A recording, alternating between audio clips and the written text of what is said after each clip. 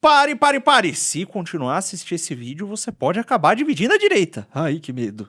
Sério, a direita foi dividida, destruída, o Centrão venceu, São Paulo ficou sem luz e a culpa, como sempre, é do Bolsonaro, que apoiou o Nunes. Brincadeiras à parte, no último programa, nós batemos um papo com o Eduardo Bolsonaro. Evidenciamos o amadurecimento da direita, analisamos as vitórias das bases aliadas nas eleições municipais e as projeções para a construção do futuro do campo conservador brasileiro. Mas, para a direita intergaláctica, nenhum desses planos e dessas vitórias importa. O que importa é perder em pé, sem correr o risco nem de vencer e nem de ficar de 4.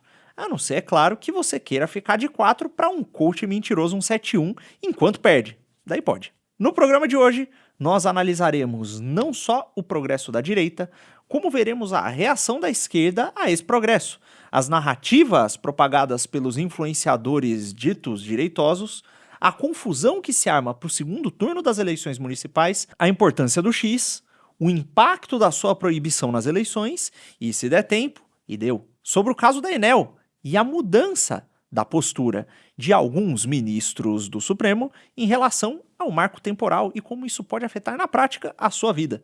E começando aí pela repercussão da entrevista com o Eduardo, né? Mas nós tivemos comentários aí tanto do Diário do Centro do Mundo quanto do Metrópolis e teve gente no Twitter de fora desses influenciadores da direita aí falando da nossa entrevista como um divisor de águas na direita, como algo muito importante. Vocês chegaram a acompanhar essa repercussão aí, Kim e Arthur? O que vocês acharam dos comentários feitos pelos jornalistas da esquerda e pelo Metrópolis? Eu ia deixar o Kim falar primeiro aí, mas ele tá no café. Tá lá, tomando um cafezinho, gostoso. Mas é muito bonito. Você acorda. Aqui hoje, como a gente começou um pouco mais tarde, que são 11h30. Entendeu? Tô com a inveja do seu café, mas se eu tomar, não durmo. Olha só, eu acompanhei rapidamente, Lucão e Kim, tudo bem? Uhum. Mas eu acompanhei a repercussão na internet, sim. Eu acho que o ponto, o Eduardo foi muito bem, o ponto central, eu acho que ele tem falado do trabalho de formiguinha, do trabalho de base e da necessidade de uma política que faça sentido do ponto de vista real, concreto, de ações concretas e que toquem e mudem a vida das pessoas. Né? O outro ponto que eu gostei muito, que eu acho que a repercussão foi central, foi ele dizer e revelar, e esse é o ponto que incomoda, para mim, antecipando um pouco do meu argumento, o que incomodou na entrevista do Eduardo, que tem causado, inclusive, rebuliço aí no Twitter, de alguns jornalistas, dos caras reclamando, da reação do Salles, reação do Nicolas, reação do Grimaldo, é o fato que é uma realidade. Cara, houve uma insubordinação ao Bolsonaro e houve uma ingratidão. Ponto. Isso é dado. Todo esse, para mim, a gente já falou, esses outros discursos, para mim foram falsos argumentos, né? Até porque a gente já explorou muito o fato de que, tudo bem, o Nunes não é o candidato perfeito da direita, mas o Marçal é. Então, o Marçal é o perfeito? Não é, né? Longe disso, mas muito longe disso. E aí o que me espanta é que até alguma reação das pessoas que ficaram constrangidas de terem embarcado nessa aventura de quinta categoria, que foi o Pablo Marçal, diz o seguinte: não, mas eu fui fiel ao Bolsonaro, né? Eu estava lá. Como o fato de você ter a honra e o privilégio de ser ministro do Estado, né? Ministro de Estado do Brasil, ministro seja do meio ambiente, você ter sido ministro de um governo, parece que você está fazendo um favor ao presidente. É exatamente o contrário, é uma honra. Então há uma inversão de valores no discurso que, no final das contas, acho que a entrevista do Eduardo abordou bem. Quer dizer o seguinte: cara, o que a gente vamos tratar as coisas como elas são. E as coisas como elas são bastante simples de ser analisadas. Precisamos lavar a roupa suja, porque houve uma insubordinação, uma ausência de hierarquia e uma série de planos, né, pessoais que estão na frente da pauta e realmente de um projeto consistente de grupo político da direita. Sim. E aí, Kim? O que você achou? Eu achei que foi bacana. Acho que, conforme você falou no início, muita gente colocou como um divisor de águas. E teve, obviamente, muita gente que reclamou também. Acho que o Arthur tá no ponto aí. Você vê, assim, eu não sei lá, na boa, eu não sei nem como expor isso aqui. sabe, de uma forma que as pessoas consigam entender. Porque tem umas coisas que são tão óbvias que eu já não entendo como elas não entendem, sabe? Bicho, eu não sei como o pessoal não enxerga o seguinte: você pode jogar pedra em Bolsonaro à vontade, mas à vontade. Pode passar com o trator em cima, pode voltar. Aí depois de você ter atropelado ele, você joga dentro de um forno, toca fogo, tira, joga gasolina, toca fogo de novo, passa com o caminhão em cima. Ninguém vai falar um ai. Um ai. Não vai ter. Você vai ter um incômodo ali, uma tia do Zap, sabe, tudo mais. Agora você toca no nome de algumas pessoas em específico. Não, aí não. Não, aí não pode. Não, aí não pode. Aí não pode, esses aí são os ungidos. Os ungidos, assim, eu não sei como, eu não sei, assim, o que mais falta pra entender isso. Você pega, não vou falar que foi por causa da entrevista, mas nos últimos dias diversas pessoas estavam sofrendo críticas. Aí não é crítica, é cancelamento. A mesma imprensa que reclama, olha lá, ó, a gente critica o judiciário e a imprensa está falando que estamos atacando. Aí eles reclamam, porque a imprensa está tratando a crítica como um ataque. Aí é a mesma coisa, você vê as pessoas criticando, fulano, cicrano, beltano, deputado, influenciador, não, é cancelamento. Olha, está tocando o apito de cachorro. Sabe, é um negocinho, eu fico, cara, não vai pra lugar nenhum. Eu espero que de tudo isso aí que tá acontecendo, a direita realmente, né, amadureça e se divida em alguns grupos diferentes. E assim, vida que segue, vida que segue. Pra mim tá claro que tem algumas coisas que não vai dar certo. Enquanto tentar juntar quem tá pensando muito diferente, não vai dar certo. Juntar assim em torno de um projeto político eleitoral, não vai dar certo. Em torno de pautas políticas, eu acho que até vai. Mas um projeto político eleitoral não vai dar certo. Vai ser essa dor de cabeça, dia sim, dia também. Eu vi que teve muita gente que gostou bastante. Muita gente que só reclamou. A turma que reclamou, 99%, não vou falar 100, mas 99% dos eleitores do Marçal, a turma catinguenta, a turma que tá lá desde 2020 no Twitter falando, é Bolsonaro, frouxonaro, vagabundo, traidor, todos aqueles adjetivos pejorativos que eles usam dia sim, dia também. E as reclamações são sempre as mesmas, sabe? Ai, a direita se vendeu pro centrão. Ai, direita valdemarista. Ai, é o bolsopetismo. Sabe, um papo assim bobo, sabe? Assim, você fala, você repete.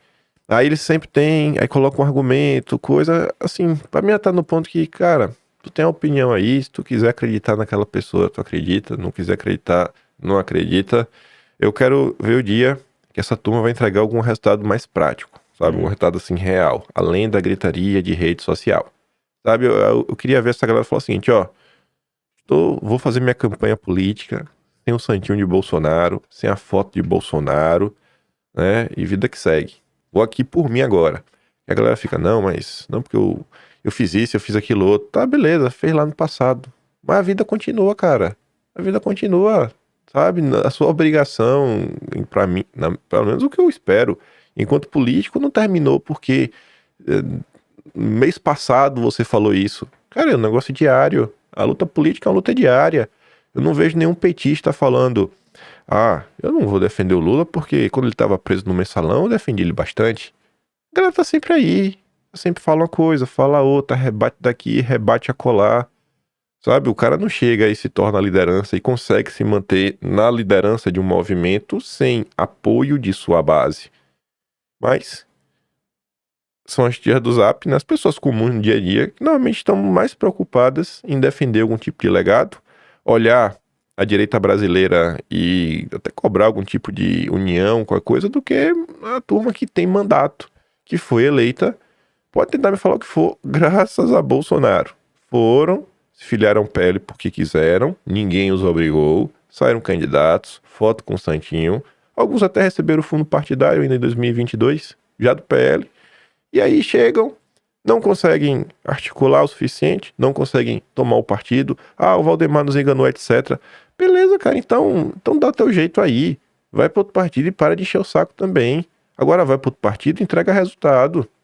Até cheguei a conversar essa semana, aí beleza, vai pro novo. Aí chega lá, não consegue nem levantar a voz pro Deltan Dallagnol, quando manda mensagem no privado. Sabe, é um negocinho que é ridículo. Na hora de descer o pau em uns, é tigrão. De outros é tchutchuca. Sabe, falar assim é bobagem, eu sei, mas como o Zeca Disseu falou, sabe, vamos olhar a coisa um pouco mais, sendo um pouco mais pragmático, um pouco mais simples, tentar encontrar o resultado prático da situação, porque a gente tá nessa roda, e não chegamos em lugar nenhum. Qualquer criticazinha contra qualquer pessoa é cheio de disse-me-disse, né, na ponta dos dedos.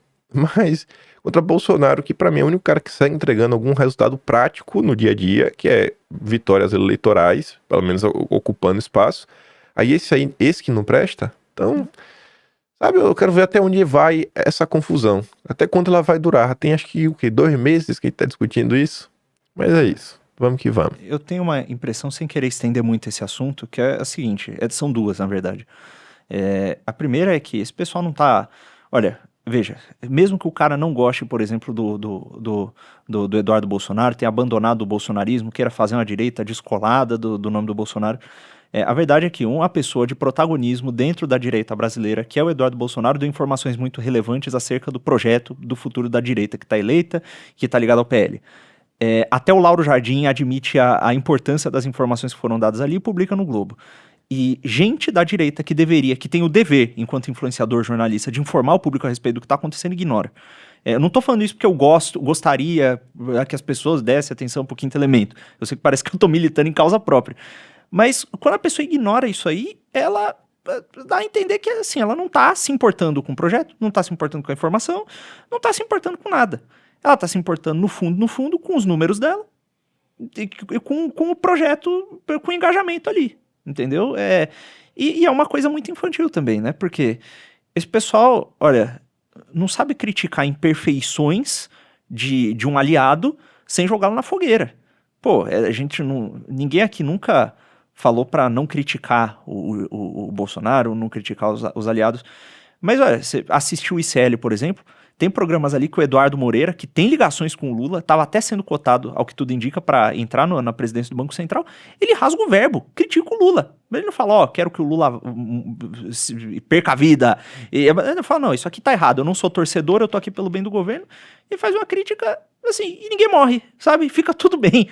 Até o Rui Costa Pimenta, a forma como a crítica é feita, e o pessoal, sabe, finge cegueira, finge cegueira.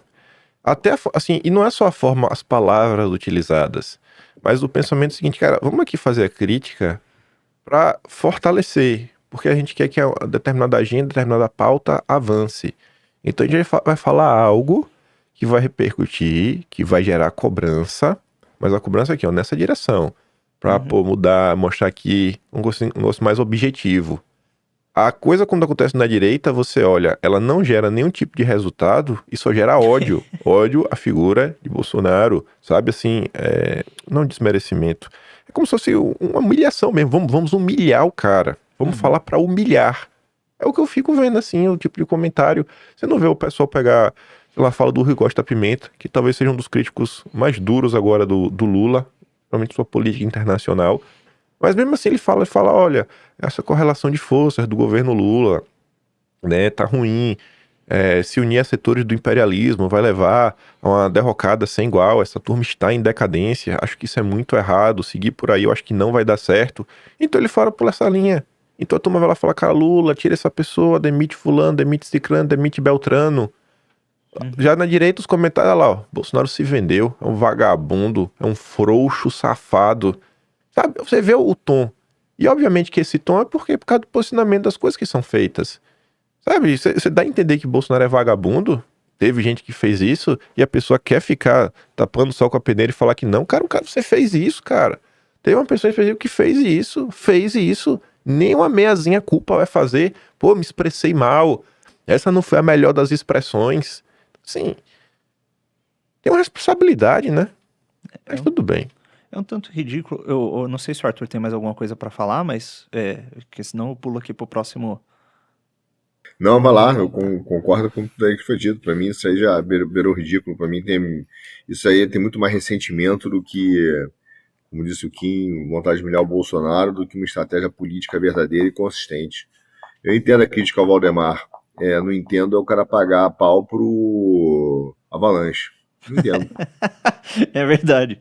Né? E é uma situação que se manifesta, é que o ridículo ele fica tão óbvio quando a gente olha que, assim, não é só em relação ao próprio Bolsonaro, né? O pessoal tá falando aí que o grande vencedor dentro da direita, que o grande vencedor dessas eleições foi o Centrão. Mas quando você vai olhar para a reação da esquerda, a gente tem o Haddad com medo, com receio do avanço do conservadorismo. O Rui Costa Pimenta falando que o PT tem que dar um cavalo de pau porque a direita se fortaleceu muito. A gente tem lá no ICL o Guilherme Amado indo lá falar sobre o avanço da direita. E assim, olha, os inimigos estão sendo unânimes em dizer que houve um avanço, né? Qual é a percepção de vocês a respeito disso, né? É um avanço mesmo? Os inimigos estão mentindo, né? No fundo são os influenciadores que têm razão. Quais são as percepções de vocês sobre essa situação? Eu acho que a direita teve uma vitória expressiva, assim, o número de prefeitos, isso na entrevista na conversa que a gente teve com o Eduardo, ela é importante para a construção de base.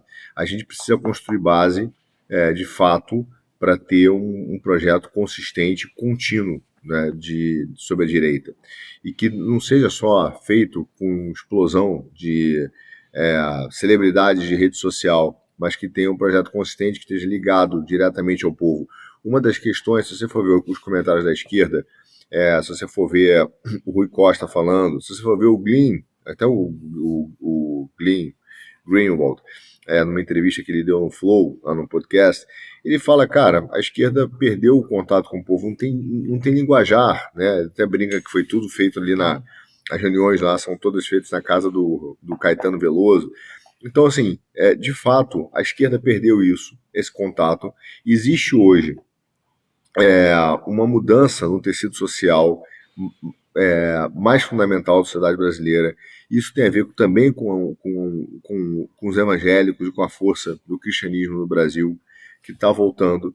Então, assim, a direita se conecta a isso, as pessoas valorizam isso. A direita não é um discurso ideológico que faça sentido para eles hoje, apenas do ponto de vista ali de suprir uma necessidade imediata, né? De quem vai me dar um projeto político em que eu vou ganhar no curto prazo. Não, a direita hoje tem um projeto político e tem uma conexão com as pessoas que é dos mesmos princípios. Quer dizer, a gente consegue falar para as pessoas e elas terem os mesmos fundamentos, os mesmos valores que essa direita tem. Uhum. Isso muda completamente para o meu cenário. Eu acho que a direita realmente está muito forte e tem conquistado espaço. E é por isso que a esquerda está preocupada, é por isso que o PT está tentando se aproximar dos evangélicos, é por isso que existe hoje um movimento anticristão no Brasil, quanto à cosmovisão cristã, que tem aumentado. Então eu vejo, assim, honestamente, a direita ela foi o ganhadora na eleição. Agora, de repente, foi o que eu disse ali rapidamente na entrevista com o Eduardo, dizer que de repente o nosso inimigo deixou de ser a esquerda para ser o centrão, que tem algo errado. E aí começa a dizer, porque o problema do Centrão, veja bem, ele está há muitos anos dentro da máquina, ele é altamente fisiológico e ele tem um espaço político. E na composição política, o que você faz? Vai pegar essa massa de votos e vai deixar para a esquerda, para eleger o Lula? Entendeu? Hoje já tem matéria dizendo que o Lula torce para o Marçal ser candidato a presidente, porque vai dividir a direita, né? Uhum.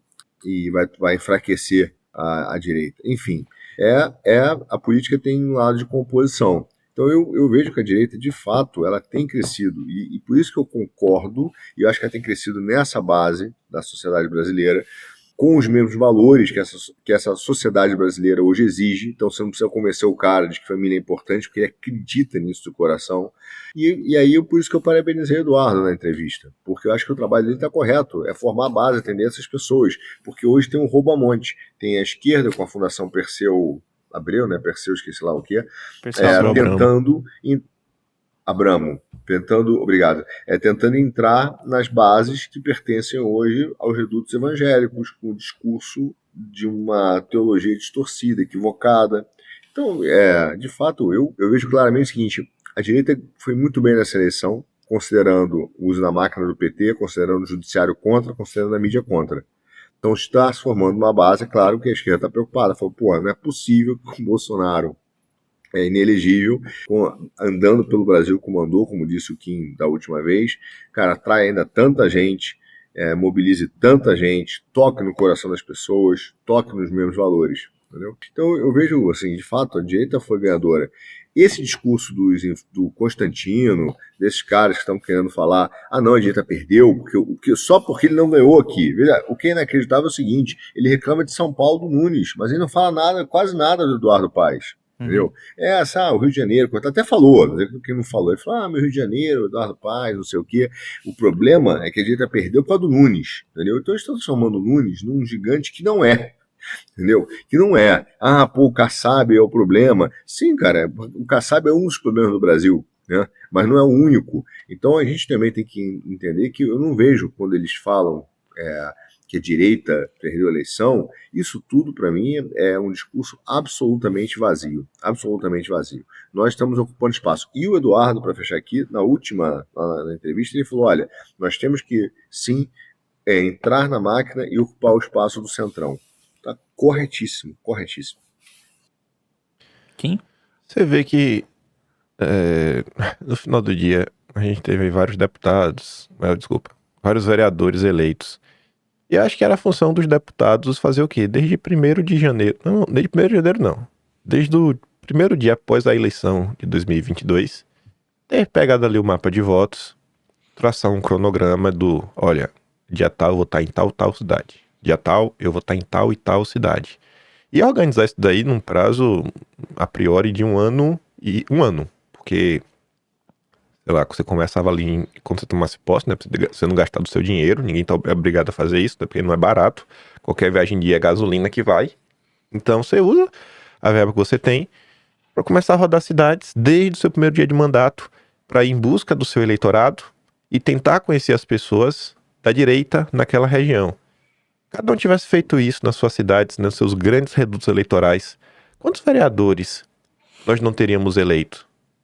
Assim, de forma prática, eu tenho certeza que a gente teria eleito mais vereadores. Porque faltou. Lá em Feira de Santana mesmo, eu não vi nenhum deputado lá na minha cidade, segunda maior cidade do estado da Bahia, mais de 600 mil habitantes. Cidade que nunca elegeu o PT. Nunca elegeu o PT. Bahia, né? Nunca elegeu o PT.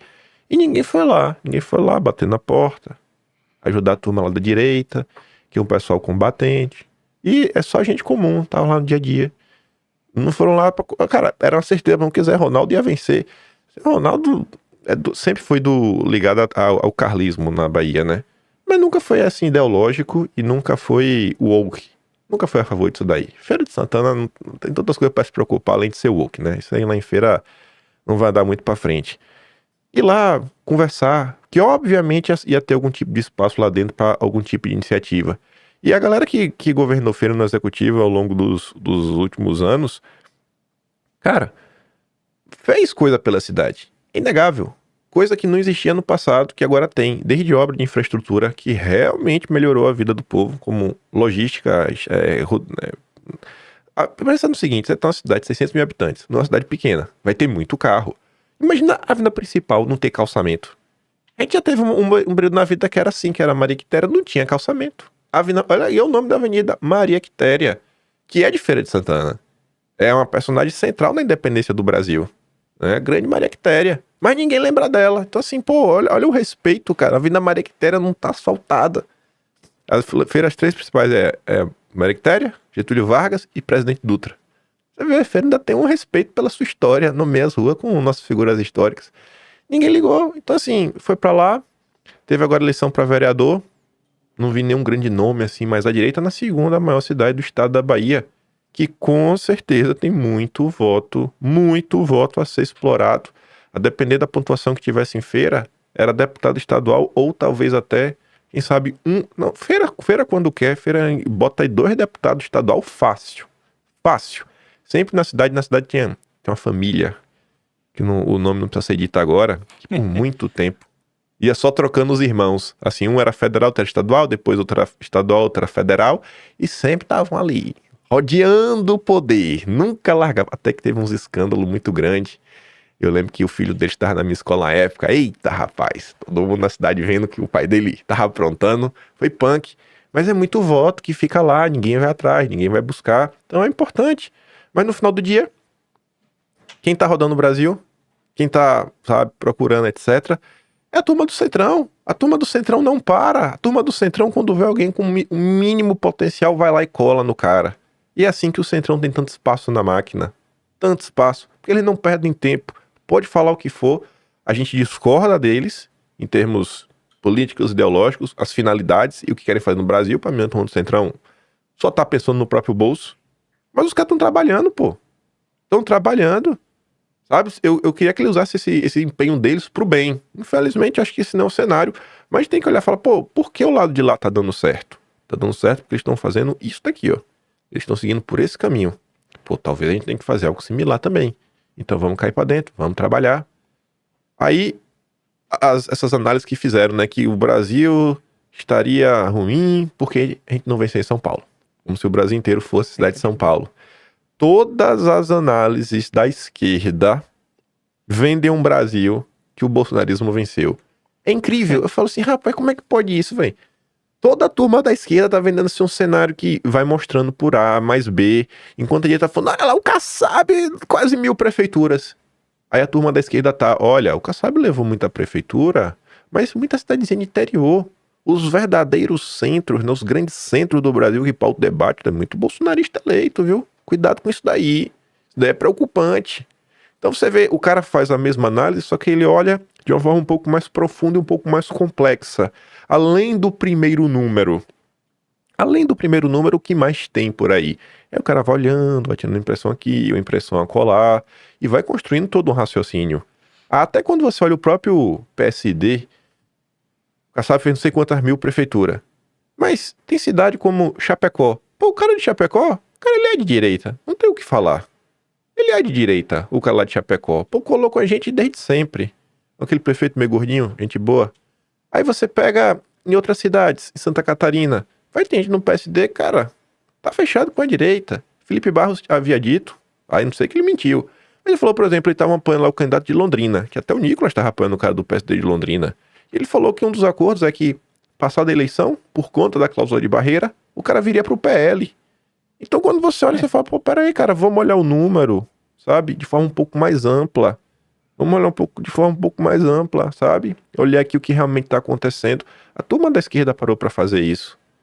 A turma da direita, não esquece isso. O importante é desgastar a imagem de Bolsonaro. Mas é isso. E é bizarro. Vamos ver aí o desenrolar dos próximos meses.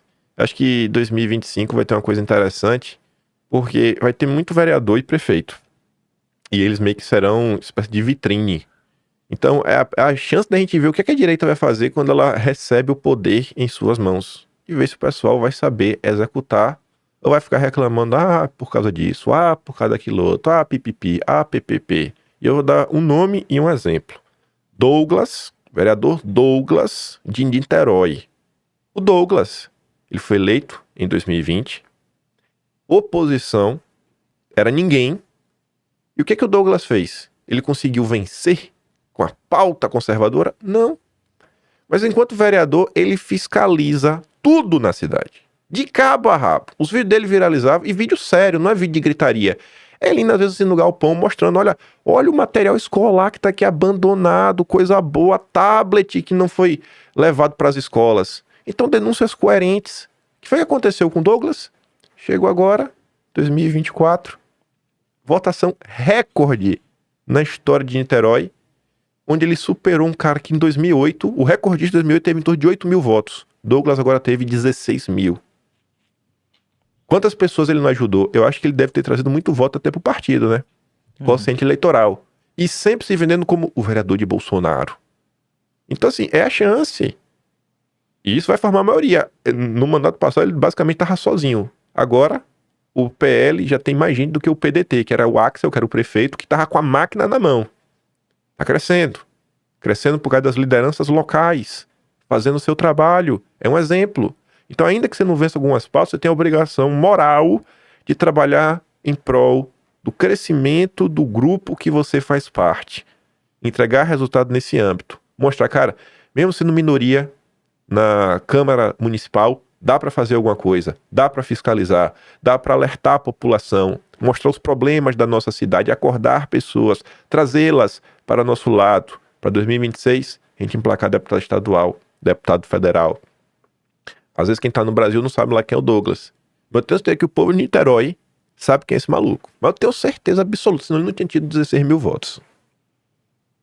Não, é bem engraçado que esse pessoal é a mesma turma que durante a crise sanitária lá, né, do vírus que veio do Oriente, eles mesmos gritaram lá, falaram, não, veja que o Bolsonaro não teve poder para fazer as coisas porque os municípios estão tomados pela esquerda. A gente sabe o domínio do PT e da esquerda nos municípios, o quanto isso atrapalhou. Tinha gente na época da Dilma, não sei se vocês lembram, falando até de como a Dilma poderia aparelhar, se desse o poder da polícia militar para os municípios, porque os municípios eram tomados por eles, poderia dar um golpe de Estado, alguma coisa nesse sentido. Mas enfim, o pessoal sabe Não, na verdade era ao contrário. Mas enfim, o pessoal sabe da importância dos municípios, mas está ignorando. Está ignorando e repercutindo a mesma narrativa, que é um dos pontos que está aqui na nossa pauta, dos liberais, né? A gente tem, por exemplo, a situação do Estadão tentando dizer que a direita é maior que o Bolsonaro, quando na verdade a gente viu que boa parte do pessoal que foi eleito usando o nome do Bolsonaro. Teve até a situação em Curitiba em que os candidatos estavam brigando para ver quem era mais bolsonarista, né?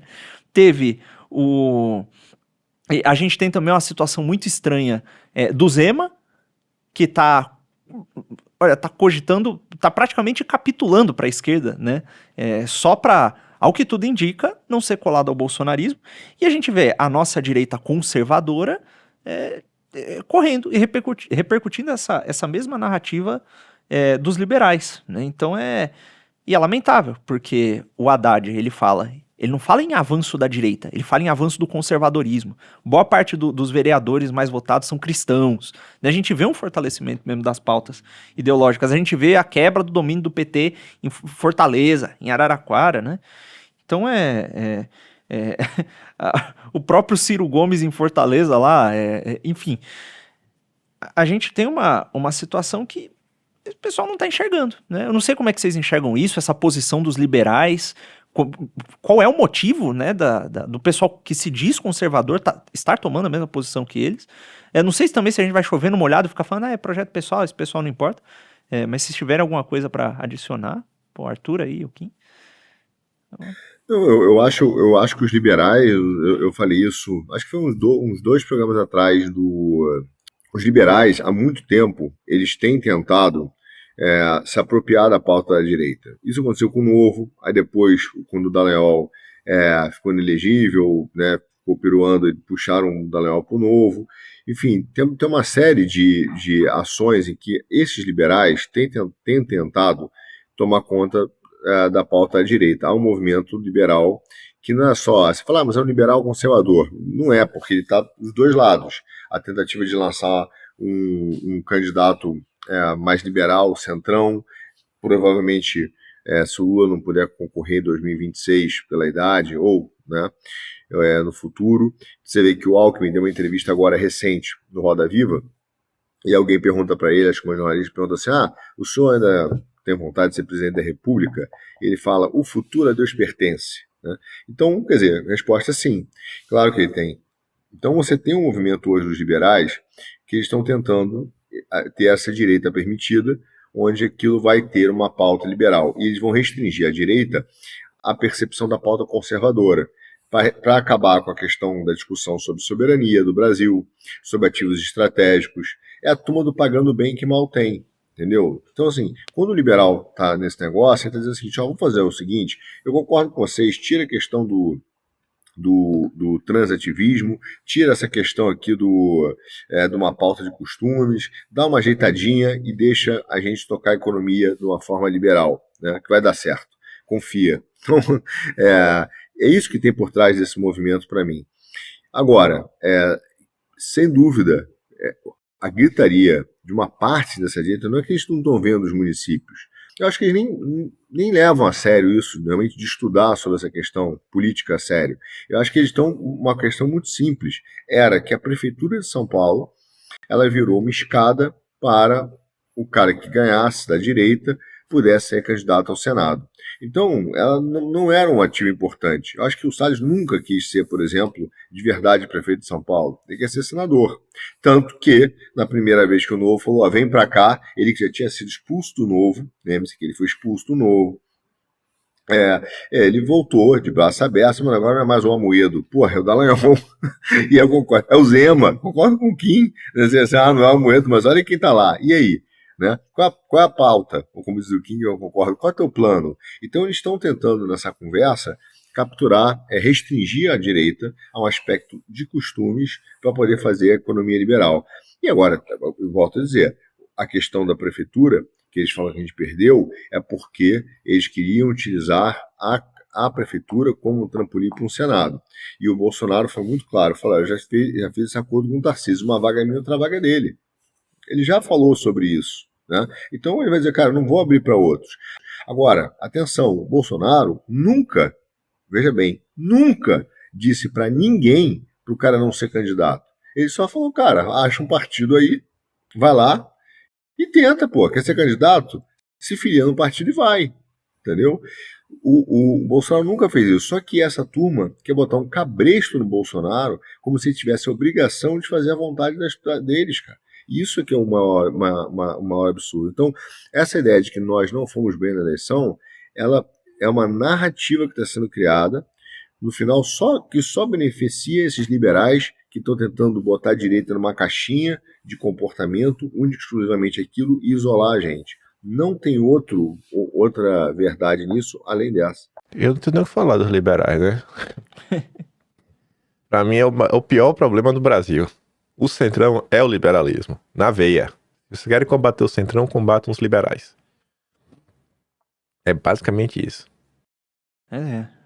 E avançando aí pro nosso próximo ponto, né? Esse pessoal tá nessa loucura, tá omitindo o que não é agradável à narrativa deles, não faz análise política séria, tá cagando pro povo e tá deixando, por exemplo, o segundo turno meio que na mão do Boulos, né? A gente tem o nosso queridíssimo coach quântico das vibrações, das ondas quânticas, dizendo que, liberando o eleitor dele para votar em qualquer um, dizendo que acha que o Boulos leva, e assim, e o pessoal da direita simplesmente sem falar absolutamente nada sobre isso, deixando tudo na mão deles, né? É até um pouco óbvio, né? São Paulo tem o maior orçamento, para além do orçamento federal, me corrija aí se eu estiver errado. O quão grave é deixar isso na mão do Boulos, né? Mesmo que o cara não goste do Nunes, o quão grave é deixar isso na mão do PSOL? Por que esse pessoal ignora isso aí, né? Quais são as repercussões potenciais disso, né? O que vocês acham, inclusive, também desse papo do Marçal, né? Essa loucura? Qual é a percepção de vocês aí sobre... Então, nessa questão aí, eu olho pro Marçal, pra mim, eu vejo esse cara como um grande farsante. Assim, desde o início. As pessoas pegam o Marçal e o colocam numa caixinha de direita pelo simples fato que ele tá contra o Nunes. Ele não pode, quer dizer, até pode fazer isso, porque no final do dia, o que é ser de direita nesse Brasil? O que é ser de esquerda? O que é ser social-democrata? Hoje em dia, quando eu tô numa discussão com alguém e alguém fala isso pra mim, não sei quem tem um projeto social-democrata. Aí eu pergunto, cara, o que seria isso? Eu quero entender o que tá passando na cabeça do cara. Porque quando ele tá invocando um adjetivo desse, com certeza ele deve ter alguma explicação. E acho que é mais fácil focar na explicação, tentar entender a dor no coração de algumas pessoas, do que ficar, não, beleza, eu acho que eu sei o que ele tá falando com esse rótulo. Sabe, a maior parte do tempo hoje eu tento agora levar por esse caminho. Tá, você quer falar o que com isso? Me conta aí só pra eu realmente entender, pra gente continuar a nossa conversa, assim, juntos, unidos. Aí você pega o cara que, todo esse histórico, que eu acho que grande parte não. As pessoas que estão na rede social até sabem de uma coisa ou outra. Essa semana, um amigo meu fez aniversário, né, na Bahia, eu liguei pra ele dar os parabéns, e a gente foi conversando. E aí a gente tava conversando, ele me perguntando as coisas, conversando, ele acompanha a polícia meio por alto, uma coisa ou outra que às vezes aparece no Instagram. E diversas coisas que aconteceram, assim, pelas mãos do Marçal, ele não tinha a mínima ideia. Ele falou, pô, se eu tinha essa informação é só pra vocês que estão dentro. Eu falei, pô, não deveria ser, né? Coisa básica, falas do Marçal absurdas, tipo falando que o Bolsonaro é quadrilheiro. Ele não sabia que isso tinha rolado. Ele não sabia que o Marçal tinha acusado o Carlos Bolsonaro de ter um sistema na internet de ataques, que é basicamente o gabinete do ódio. Ele não sabia que o Marçal tinha relativizado a facada 2 vezes. Ele não sabia que o Sabará tinha relativizado a facada. Ele não sabia que era o Felipe Sabará. Ele não sabia que era Daniel José, que estava ali no entorno da bancada Lema. Ele não sabia de nada disso. Nada disso ele sabia. Você fala, pô, você vê como são as coisas, né? Então, sim, houve uma espiral do silêncio por parte da direita, porque do lado de lá era o Nunes. Então, aí não pode, né? Não pode falar nada do Marçal, porque do lado de lá é o Nunes. Então você tem esse cenário. Aí chega na hora do vamos ver, que é agora a hora do segundo turno, né? O Boulos não dá de jeito nenhum. Eu não sei nem como explicar porque o Boulos é um grande problema para o Brasil. Para além, assim, não é para A ou para B, é para o Brasil. O Boulos é um problema para o Brasil, não só para São Paulo. Aí chega nessa hora, não, vota em quem você quiser. Vota em quem você quiser. Aí depois fala, não, eu vou liberar os meus eleitores. Eu falei, pronto, tô na coleira. Tem que ser liberado pelo Pablo Marçal para poder votar em alguém. Olha que coisa que funciona. Como é que funciona isso? E aí não consegue se posicionar. Ele ia combater o comunismo. Como é que você fala que você vai combater o comunismo e na primeira oportunidade de combater o comunismo você lava as mãos? Você não se posiciona de forma clara. Óbvio, ele tem o interesse de, sabe, pagar de brabo. Aí faz uma live. Eu até faço. Se segunda-feira estiver na minha mão um pedido formal de desculpa, Bolsonaro vai ter que pedir desculpa, Bolsonaro, Eduardo Tarcísio. Assim, ele não quer, ele fala, não, eu quero humilhar. Porque tem que humilhar. Você vê, olha qual é o pensamento do cara. Não, tem que humilhar as pessoas pelo que elas fizeram comigo. E o que tu fez contra os outros, cara? Antes de apontar o dedo pros outros, aponte pra você, resolva os problemas de sua casa, sabe? Forre a sua cama. É um absurdo. E é o mesmo papo de sempre, Uma eleição que, você vê, tinha Marina Helena, que com todos os poréns que pode se ter, é uma pessoa de direita. E no momento foi nem levada a sério. A Marina Helena não foi levada a sério nem pelos políticos do próprio partido dela, que vários eram campeão por Marçal. Então assim, é incoerência atrás de incoerência. Incoerência atrás de incoerência. Mas se você fala, não, mas a gente fez isso porque o Marçal tinha mais chances, ele tinha assim, um potencial eleitoral mais alto, então aí nesse contexto a gente é melhor apoiar ele, não sei o quê, porque seria o caminho para se livrar do Centrão. Aí sempre vai aparecer uma resposta. Mas na hora de pontuar os problemas, aí tem vários sis, vários poréns, e no final do dia a gente não sai do lugar. Rodamos, estamos na mesma posição. Eu quero ver quando a gente vai dar o próximo passo. Falar que a gente sai do ponto A, vamos em direção ao ponto B. Enfim, bora ver aí como é que vai ser esse segundo turno. Eu acho que grande parte da população vai votar. E só pra fechar, tava lembrando aqui, né? Vale sempre relembrar. Você tem que ter normalmente um discurso que não se vire contra você. Você não pode cair numa incoerência muito grande. Grande parte da direita ficou bem chateada, e eu acho que com razão, quando o MBL, Antagonista, Nando Moura, Felipe Moura Brasil, Diogo Mainardi, tantos outros, Danilo Gentili, pregou o voto nulo. Se você, numa eleição como essa, que tem um Boulos, você prega voto nulo contra o Boulos, cara, com qual direito, com qual argumento, qual razão você vai poder criticar essas pessoas que em 2022 pregaram voto nulo numa eleição que era o Lula? Ainda que você fale, mas era o Bolsonaro do outro lado. Pô, cara, o Lula era pior. Era Bolsonaro e agora é o Nunes. Gente, o Boulos é pior. Não tem cenário que você desenhe que o Boulos não é pior. O mesmo Centrão que vocês dizem também apoia o Boulos. O Boulos também é apoiado pelo Centrão. O Boulos teve as portas abertas na Faria Lima. Todo esse mercado financeiro vai abraçar o Boulos.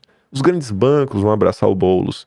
As forças internacionais, o globalismo que se fala tanto, não é que eles vão abraçar o Boulos, eles criaram o Boulos. O Boulos é fruto da Fundação Ford. O Boulos não era ninguém, até 2014. As movimentações internacionais transformaram o Boulos em uma liderança política. não só a Fundação Ford, mas também o apoio da Open Society, né, do Soros.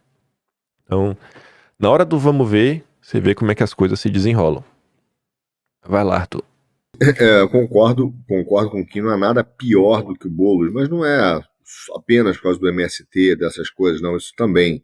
A gente tem que lembrar que, veja bem, o Boulos ganhando uma eleição eventual em São Paulo, primeiro, o Boulos nunca foi chefe de executivo de nada, e nem quer ser, e eu tenho certeza que ele não saberá ser. Mas você tem a vice dele, que é a Marta, que já foi prefeita de São Paulo, fez os seus, conhece bem a máquina, entende da administração da máquina. Ela foi chamada para essa função, ela nunca foi chamada para, de fato, atrair um eleitor, um voto que vai fazer toda a diferença na eleição do Boulos. Não é isso. Ela vai ser a efetiva pessoa administrativa que vai gerir a cidade de São Paulo, reocupando o espaço tanto para o PT quanto para o PSOL, mas preparando, né, uma eventual campanha para o Boulos. Evidentemente, a gente vai ter como efeito da prefeitura dele, cara, utilização de estrutura, máquina, para movimentos sociais tipo terroristas, né, tipo MST, para fazer política populista. Vai haver uma destruição da capacidade de investimento da cidade. Só que para botar o Boulos, apoiado pelos grandes bancos, apoiado pela Vila Madalena, como disse o Kim aí, pelo Itaú, por essa turma woke, para fazer um golpe woke, para fazer um golpe onde o próximo cara que está sendo preparado para assumir um cargo executivo maior seja o Boulos. A grande vantagem dessa discussão, honestamente falando, é que o Lula, para mim, ele é tão vaidoso que ele é meio que nem o Fernando Henrique. Ele nunca vai deixar de verdade alguém tomar conta do lugar que era dele. Né? Então ele fez isso com a Dilma, porque ele queria voltar no ano seguinte. Né? No mandato seguinte, a Dilma falou, não, vou para a reeleição. Mas, se a Dilma tivesse cumprido o acordo lá de trás, teria sido Lula no segundo mandato da Dilma.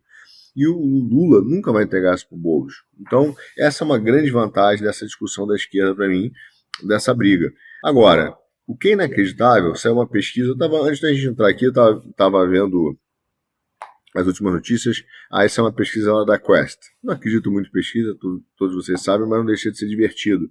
Aí eles botam o seguinte, que 11% dos bolsonaristas votam no Boulos. Aí eu brinquei no Twitter, né? Fiz um Twitter e falei, pô, já sabe quem são, né?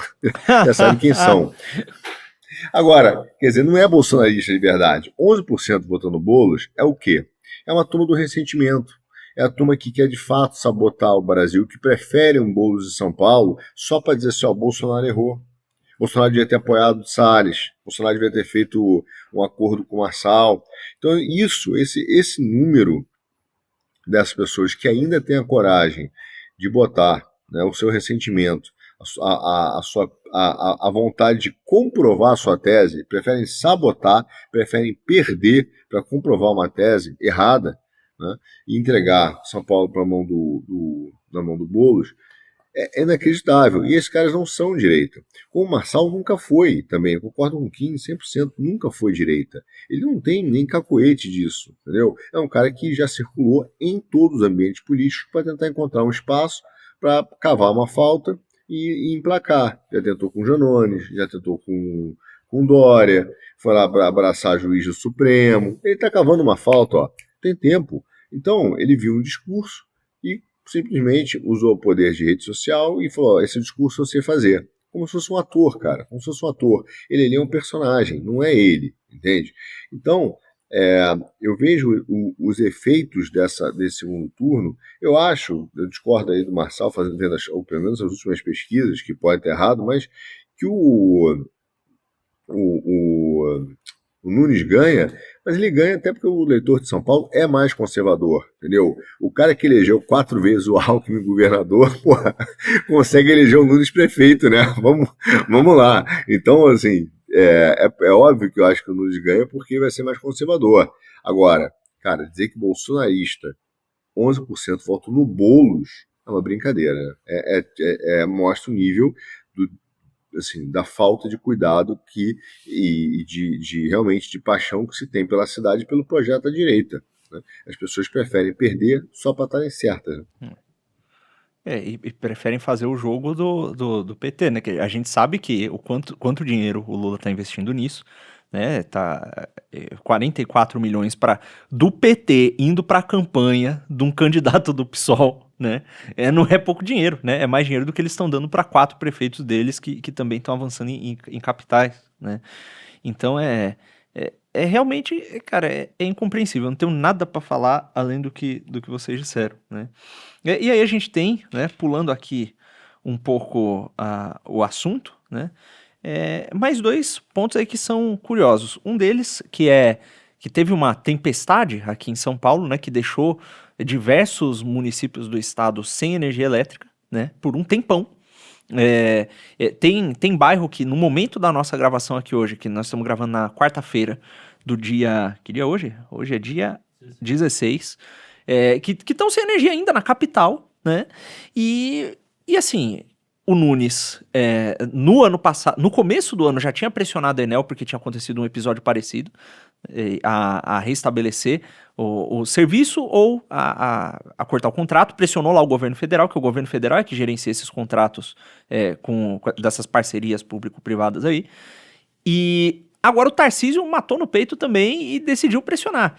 E, cara, a direita pouco fala disso e deixam, por exemplo, o Boulos usar isso como ponto para a campanha dele, falando, olha, a culpa é da direita, do Nunes aí que tá deixando todo mundo escuro. O pessoal cagando, gente sem energia, prejuízo rolando, e nego não quer nem pressionar o Lula. É uma coisa de louco, né? Essa questão aí da Enel é curioso. Você pega quem já comentou aqui no programa de hoje. Eu acho que parte da esquerda está fazendo uma leitura mais justa das eleições do que a direita. Em Fortaleza, o PDT está apoiando o André Fernandes. Josias Teófilo conseguiu apoio de Newton Canito, que é um cara que ocupou espaço, né, na Secretaria de Cultura, foi secretário de Cultura na época do Lula e da Dilma. E tá com Josias Teófilo contra a agenda woke. Aí você tem um movimento que, óbvio, é porque eles estão de fora, mas é um movimento anti a gangue da Selic, né? Você vê alguns liberais reclamando do que está acontecendo, mas porque eles estão de fora. Mas beleza, independente disso, você vê, né, essas contradições. Aí você vê que Lula, o comunista, levou, né, fez uma reunião lá em Brasília com os maiores bancos privados para conversar sobre a conjuntura econômica do Brasil. E Tarcísio, o liberal, privatizador, é quem tá dando enquadro na Enel pedindo o fim da concessão. Sabe assim, essas inconsistências estão demais. Você fala assim, cara, que viagem ao Brasil, viu? Que viagem ao Brasil. O que valia por um lado, sabe? Você vê assim, em tese a esquerda deveria estar pró-agenda woke, mas tem parte da esquerda que agora tá apoiando. O PDT devia estar fechado com o PT, não tá apoiando André Fernandes. Os liberais dão contra o rentismo. O que é que tá acontecendo? O que é que tá acontecendo? E esse caso da Enel é interessantíssimo por causa disso. É uma discussão que deveria estar sendo feita de forma mais aprofundada. Eu acho que os termos... Eu fiquei bem feliz de verdade com os comentários do Tarcísio. Dessa vez eu fiquei bem contente. Eu acho que o Tarcísio, dos pontos que eu discordo com ele, muitas vezes gira em torno exatamente da agenda liberal, sabe? Fala assim, eu acho que não é o grande caminho. Eu acho que não é por aqui que a gente vai obter uma vitória realmente expressiva. Não acho que é por aqui. Mas chegou agora, na hora do vamos ver. Aí você vê, pô, que onda. A empresa tá dando problema e quem tá se levantando contra é o Tarcísio. Ele ganhou muitos pontos comigo. E ele deu algumas explicações muito bacanas sobre o ocorrido, falando assim dos problemas para a população conseguir entender o que está acontecendo. Muito além da falta de luz, ele pontuando o seguinte, falou, gente, tem um hospital que ficou sem energia, mas tem gerador. Só que quem foi que alimentou os geradores? Foi o governo. E ele fala que quem fez todo esse processo, quem ajudou, foi a polícia, tão demonizada por alguns setores da sociedade, né? A polícia não presta. Quem presta é o PT e o MST. E ele vai contando aqui, vai contando acolá, coloca uma coisinha, você fica assim, pô, cara, realmente faz muito sentido. Tentando me colocar aqui na cabeça, né, do cidadão comum, do povão, vendo aí as falas que foram proferidas. Então, eu acho que você olha para essa privatização da Enel, é mais uma dentre tantas que você tem um ativo brasileiro, você vende, né? É o discurso liberal. Você vendeu, você entregou, e o resultado final o quê? Apagão. Desculpas e mais desculpas. O Tarcísio até coloca, cara, eles não tinham plano disso, não tinham plano daquilo outro, não tinha plano daqui. Saiu uma nota mostrando como a Enel, é Enel, descobriu o nome novo. A Enel, como ela tem milhões em multas a pagar, e ela vem conseguindo empurrar essas multas sem pagar, mas há anos. Há anos! Rapaz, que baita concessão essa, viu? Você não entrega o serviço e até quando você recebe multa você não paga. Então, eu acho que esse episódio deveria servir para as pessoas se questionarem sobre alguns dogmas. O problema não é a privatização, a não privatização. O problema é o olhar dogmático, como se só aquilo fosse o caminho. É o caminho, a verdade e a vida. Ou você faz isso ou você faz isso. Não existe salvação fora desse caminho. Eu acho que esse caso da Enel mostra que o problema não é ser estatal, não é ser privada. É administração. É administração. A administração, a forma como você lida com a empresa que fornece um serviço básico e essencial na vida de todas as pessoas, esse é o grande ponto. Qual a solução? Qual o caminho vai ser traçado? Com certeza é algo bem mais complexo, né? O entendimento, tudo mais. E ainda mais no mundo de hoje, até quando você pensa em qualquer tipo de concessão no mundo atual, você olha os conflitos geopolíticos, que são, assim, não são nem mais latentes, né? Então já estão acontecendo, estão aí. Os interesses internacionais. Você tem que ter, assim, muito claro na sua cabeça onde você quer chegar. Vou privatizar. Beleza. Para quem? Como? Como é que isso vai ser feito? Então, realmente, você botar a mão na consciência, abandonar um pouco esse dogma para olhar, assim, com uma visão de horizonte um pouco mais ampla. E esse episódio aí da Enel realmente é um convite. Brasileiros, olhem o que está acontecendo em São Paulo. Não deixe que isso aconteça, né, no restante de todo o país. Eu brinco, Kim, que a questão da privatização é que nem o amor, né? A gente fala assim, o amor sempre é bom? Depende do objeto, depende da forma, né? Então, a privatização, como você falou, não é uma vaca sagrada e, como disse a Margaret Thatcher, quando ela disse que there is no alternative, discordo, acho que existe alternativa. De qualquer maneira, a gente tem, são dois movimentos. Eu olho o negócio da ANEEL pensando também que existe eu gostei muito da postura do Tarcísio, né? Foi duro, mas existe uma batalha, com certeza. Já tem gente se movendo aí nos bastidores para comprar assumir a concessão, né? Sem dúvida. E aí a gente não tem ideia da dimensão política disso. Até achei uma curiosidade, não parei para pesquisar a fundo, não tive tempo, mas, por exemplo, você vê que uma das candidatas é Equatorial, né? E Energia. Eu não sei se é Equatorial, posso falar besteira aqui, então me perdoem, mas é uma coincidência dos nomes. Mas a Equatorial Energia, eu não sei de quem é, mas a Equatorial Saneamento, por exemplo, é do Daniel Dantas, né? Tem um pedaço lá do Opportunity. Então a chance, não sei da energia se é mesmo, se é o mesmo grupo e tal. Mas a gente tem que ver quem são esses players que vão estar comprando. Com certeza deve estar o Esteves se mexendo, ou mesmo os fundos soberanos. É óbvio que aí tem que ter essa análise, cara, de objeto e forma, né? Porque tirar a Enel, que ela já é incompetente, que ela tem, cara, que é inaceitável que São Paulo sofra com esse tipo de coisa, dado o tamanho de ser uma megalópole, né? É óbvio. Mas, sem dúvida, há uma batalha política que está rolando nos bastidores. Tanto é que deu uma azedada o encontro agora do governo italiano com o governo brasileiro por causa dessa crise aí da Enel. Eu acho que tem mais coisa por trás desses movimentos, tá? Não são claros ainda para a gente, mas fica um alerta de que nem sempre a venda da concessão ela é boa, né, necessariamente. Às vezes pode ser, às vezes pode não ser. Quer dizer, você deixa a maior cidade do Brasil, cara, uma megalópole gigante, uma das maiores do mundo, na mão, cara, do governo italiano, e aí quando você começa a ter um problema de fornecimento, isso passa a virar um problema diplomático. Essa é uma lição que a gente tem que ter, é uma percepção sobre o Brasil, né? E isso a gente tem que pensar e aprender com isso. Agora, o discurso, por outro lado,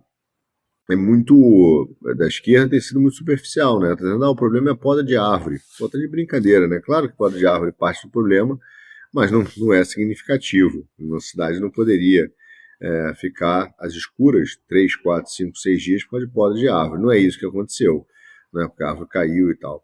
Com certeza não é. Eu acho que falta também maturidade e sinceridade na esquerda para tratar o problema chamando pelo nome. E isso eles têm fugido dessa discussão. Né? Mas então E outra discussão da qual você anda fugindo é a seguinte: Twitter foi proibido durante essas eleições, né? Durante o primeiro turno das eleições municipais. O próprio proibidor admitiu que isso teve um impacto. E existem especulações, né? Teve um artigo aí do André Marsiglia dizendo que é um crítico das decisões do Supremo, dizendo que esse bloqueio em 2024 foi apenas um ensaio, uma espécie de laboratório para o tipo de medida que pode ser tomada em 2026 para afetar o processo eleitoral. O que vocês acham desse papo aí? Eu acho que faz total sentido. A gente viu o que aconteceu em 2022, é que mais a gente pode esperar, sabe? Essa agenda aí, eu acho que ela só vai continuar avançando e eu gostaria de ter uma solução para dar, mas uma solução para o momento atual que o Brasil vive, não faço a mínima ideia para onde passa. Os números que a gente tem no Senado hoje, eu realmente não sei para onde passa. A solução, eu não sei de onde vai virar essa solução. Eu vejo da seguinte forma, isso é um movimento global, tá? Isso não é um movimento só de um balão de ensaio. Eu escrevi no artigo para o Observatório, né, que foi publicado recentemente, acho que semana passada, falei, ainda não saiu, porque sairá na semana que vem, nessa sexta-feira agora sai o nosso programa, né, que é o Puxando Filme, na outra sairá o Economia, e eu comentei com mais detalhes do que estou falando aqui, a tentativa hoje que existe na Alemanha, por exemplo, de banir a AfD, que é a alternativa para a Alemanha. E essa tentativa de banimento, ela foi pedida pelos partidos que tiveram menos de um dígito, menos de 2 dígitos, né, tiveram um dígito de votos na eleição, que se a eleição para o parlamento alemão fosse agora, eles não conseguiam nem formar o governo, que foi o Partido Verde e o Social Democrata. Curiosamente, eles também pedem o banimento à Suprema Corte Alemã com os mesmos argumentos. Ataque à democracia, risco à democracia, ataque ao Estado Democrático de Direito. E não ainda por cima respeitando a vontade popular, porque 46% das pessoas ouvidas acham o banimento inapropriado e 42% acham que não deveriam ser feitos de forma alguma. Então, nem respaldo popular os caras encontram, mas isso está fazendo parte de um movimento, de uma guerra judicial, uma guerra civil judicial, que está sendo feita pelo que a gente chama de democracia liberal, que, na verdade, ela tenta acabar com o antagonismo ou agonismo mesmo político. A ideia de que tem que ter um consenso. Nós temos que ter consenso. A democracia é consenso, quanto não é verdade.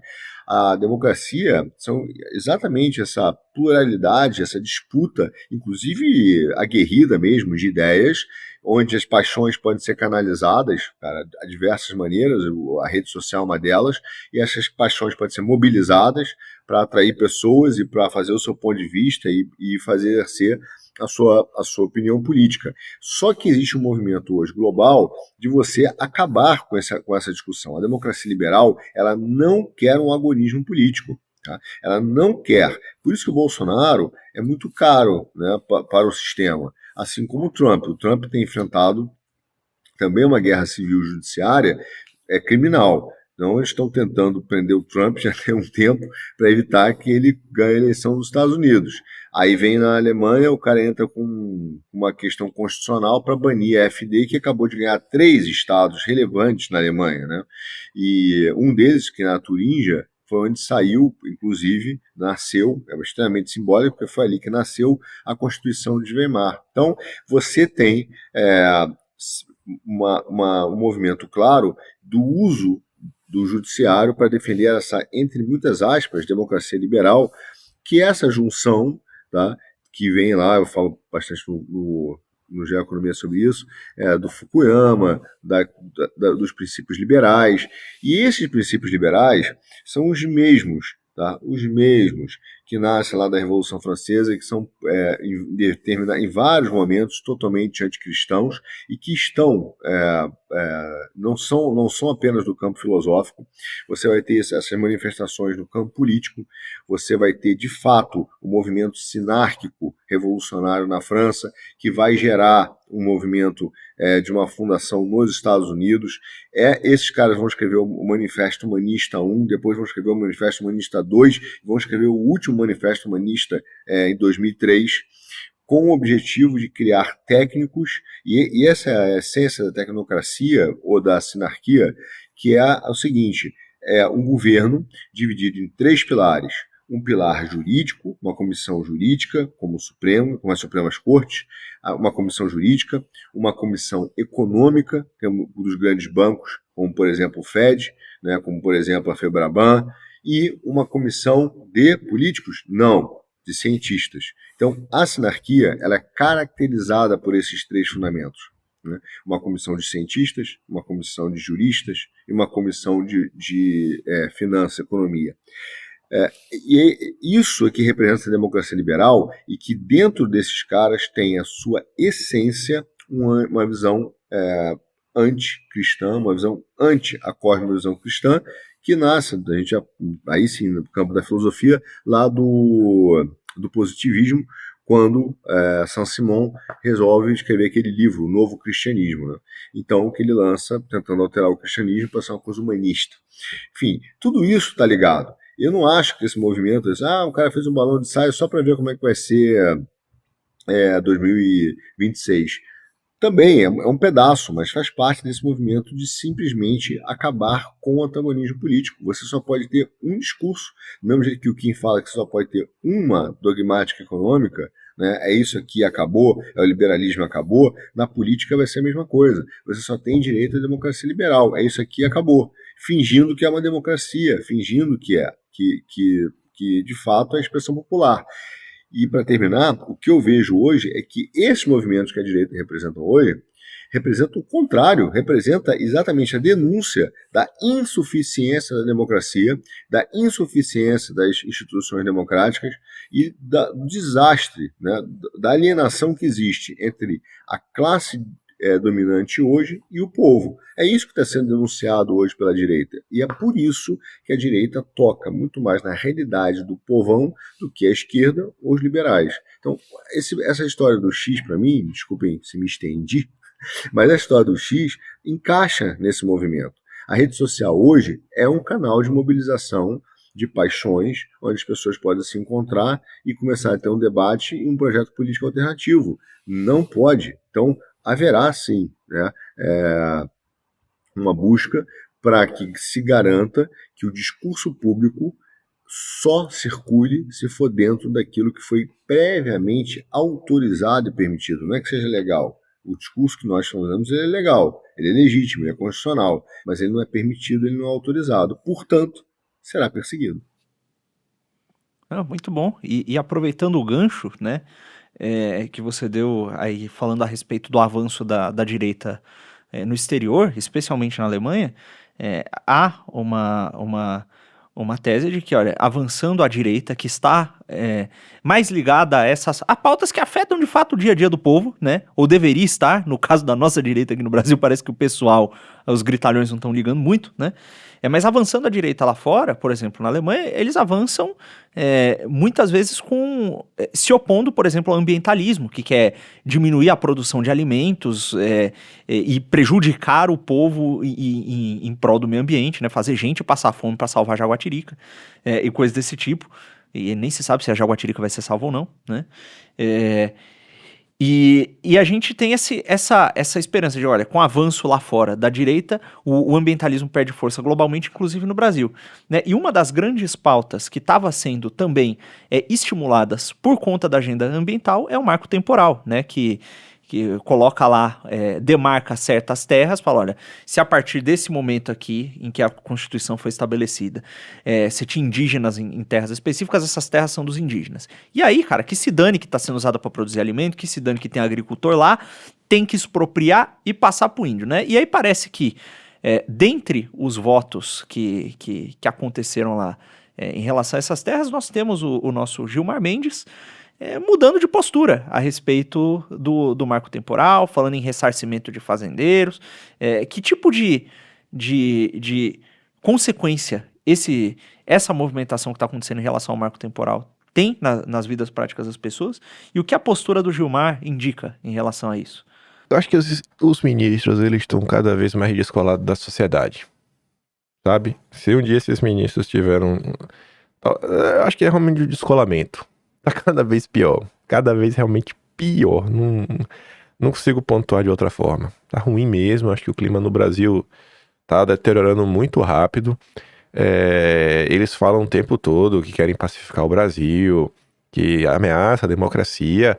Mas eu sinto que eles não estão dispostos também a ajudar, sabe? Dar o bracinho a torcer. Cara, dá o braço a torcer. Dá o braço a torcer, irmão. Não fica desse jeito.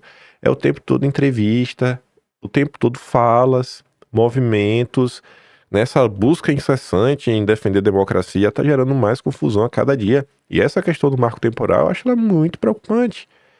Sabe? Você estuda um pouco da história do Brasil, a história do globalismo e tudo mais, você vê o tipo de agenda que está em torno disso daí, você fala, gente, olha o tamanho do Brasil, olha o tamanho da população indígena e olha o tamanho da área que eles já possuem. Olhem onde essas áreas estão, né? O que tem abaixo delas. Olhem as dificuldades no Brasil para projetos de infraestrutura básica saírem do papel, porque muitas vezes são barrados por critérios ambientais e pela questão indígena. Não sei, bicho. Acho que a galera tá... Não sei se o pessoal tá falando de pirraça, de birra, mas tá ruim. Tá ruim, tá se criando assim um cenário cada vez pior pro Brasil. Eu acho que a mudança da postura do Gilmar, eu concordo com o Kim, eventual mudança da postura do Gilmar, está muito mais ligado a um fator econômico, como reação da quantidade crescente de recuperações judiciais que várias empresas e produtores rurais estão pedindo, estão falindo, e isso começa a chegar perto, e o Gilmar é do Mato Grosso, ele conhece o setor do agro, conhece ali, acho que tem fazenda, né? Dizem que tem fazenda, não sei, mas me parece que tem. Enfim, ele conhece um pouco dessa realidade e começa a ouvir o seguinte, pô, cara, tá ficando absurdo, porque o cara chega aqui e fala, você quer terra indígena, você tem uma produção lá plantada, não sei o quê, e rapidamente, sem indenização, você perde a sua terra. E eu acho que está mais focada, ou mais motivada, digamos assim, por esse motivo.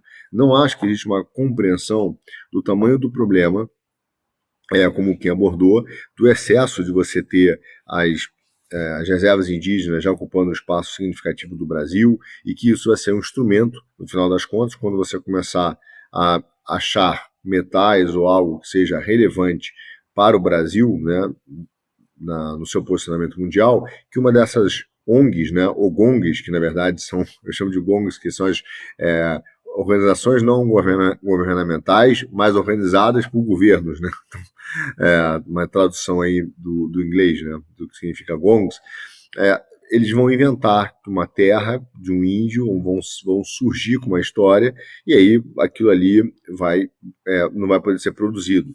Então, veja bem, essa discussão do imperialismo climático, ela não se resume ao Brasil. Ela está muito madura, por exemplo, em vários outros países, inclusive tem várias vozes aqui na Europa apontando isso. Vou dar um exemplo, a Índia já disse à Organização Mundial do Comércio que as tarifas que a União Europeia querem incluir a partir do ano que vem para importar material aqui, né, ou os outros países exportarem para a União Europeia, se trata de uma barreira tarifária e que vai contribuir para o subdesenvolvimento de inúmeros países, inclusive a perda de empregos e de postos de trabalho e de fechamento de empresas, falências, por causa dessas tarifas. Ou seja, não é que vai apenas perpetuar um subdesenvolvimento, vai agravá-lo. E essa discussão está sendo feita, né? Então, de fato, essa discussão sobre o imperialismo climático é madura aqui. Por exemplo, a maior fábrica de motor elétrico que existe na Europa, que eu até brinco, foi um cara que inventou esse negócio, eu não lembro se na Finlândia ou na Suécia, mas ele captou de incentivos, valores no mercado e dívida, algo em torno de 15 bilhões de euros. Pediu falência, pediu recuperação judicial, porque não está conseguindo atender e competir com a demanda de carros elétricos, e aqui mesmo já disseram que não tem a menor chance, a indústria automobilística já disse que não tem a menor chance de só se produzir carros a combustão até 2035. Falou, cara, não vai rolar, tem que ser mais, senão vai acabar com a indústria automobilística na Europa. Então, e aí eu digo sempre, imagina se esse cara estivesse no Brasil, né? Já tinha operação na Polícia Federal, já tinha bloqueio de bens da área trabalhista, já tinha o Ministério Público, o cara estava na Globo. Nesse momento, os governos estão tentando salvar o cara lá, porque o cara é empreendedor. É outra visão, né? De qualquer maneira, seguimos. Mas o fato é que você começa a ver essa agenda ruir e cair, motivada em alguns países, ou então postergada. Mas nem de longe ela deixou de estar no radar e deixou de ser uma pauta que queira ser implementada. Tem muita gente hoje na União Europeia, por exemplo, que continua insistindo em fazer essa agenda. No máximo que eles aceitam é postergar um pouco mais, negociar uma dilação de prazo. Agora, quando você chega no Brasil, essa compreensão, para mim, é extremamente rasa do Supremo. Ela é motivada ou defendida pelo Barroso, por exemplo, fala, não, temos que seguir as constituições globais, temos que seguir o movimento climático, negacionista. Não existe uma discussão verdadeira sobre a soberania, sobre o limite da terra. Então, assim, não há isso. A eventual mudança de postura do Gilmar me parece muito mais com uma ideia de que é necessário, como você mesmo falou, Lucas, indenizar quem está perdendo a terra, em vez de tomar na mão grande, né? Só tomar na mão grande, não. Paga um dinheirinho pro cara aqui, que é o famoso cala-boca. E na prática, vai ter uma indenização, pode ter, mas vai ser um valor muito inferior ao potencial daquela área. Essa é que é a realidade, né? Então, o que eu vejo dessa postura é essa. Eu concordo totalmente com o Kim. Há um distanciamento, para mim, nem mais distanciamento, há uma alienação, né? É quase como usando o termo que eles mesmos utilizaram, uma dissonância cognitiva do Supremo e das elites brasileiras em relação ao que é a realidade do país, o que é a realidade do mundo, o que é a realidade do povo.